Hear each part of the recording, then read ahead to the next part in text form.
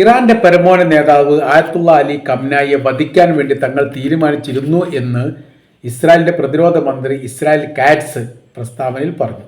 ഔദ്യോഗികപരമായ രീതിയിൽ സർക്കാരിന്റെ പ്രതിനിധി വിഷയവുമായിട്ട് ബന്ധപ്പെട്ട് സംസാരിക്കുന്നത് ആദ്യമായിട്ടാണ്. തങ്ങളുടെ വധശ്രമം പാളിയതാണ്, അത് ഉദ്ദേശ ലക്ഷ്യത്തിലേക്ക് എത്തിക്കാൻ വേണ്ടി സാധിച്ചിട്ടില്ല. ഖമനിയെ വധിക്കാൻ തങ്ങൾ ഇസ്രായേൽ തീരുമാനിച്ചിരുന്നു, പദ്ധതി ഇട്ടിരുന്നു.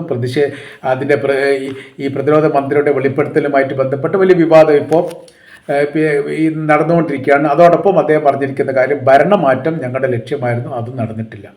ആദ്യ സ്ഥലം ഏകദേശം അറിഞ്ഞതുമായിട്ട് ബന്ധപ്പെട്ട് ചില നീക്കുപോക്കുകൾ നടത്തിയ സമയത്ത് കമ്മ്യൂണിക്കേഷൻ നിലപാടുകളിലൊക്കെ ഖമേനി മാറ്റം വരുത്തി. എന്ന് വെച്ചാൽ അവർ ഇലക്ട്രോണിക് ഡിവൈസുമായിട്ട് ബന്ധപ്പെട്ട കാര്യം യാതൊന്നും ഉപയോഗിക്കാത്തൊരു സാഹചര്യം വന്നപ്പോൾ പിന്നീട് ഉണ്ടായിരിക്കുന്ന അദ്ദേഹത്തിൻ്റെ താമസവുമായിട്ട് ബന്ധപ്പെട്ടതിനെക്കുറിച്ച് തന്നെ കൃത്യമായ രീതിയിൽ അറിവില്ലാതെ പോയി എന്നുള്ളതാണ്.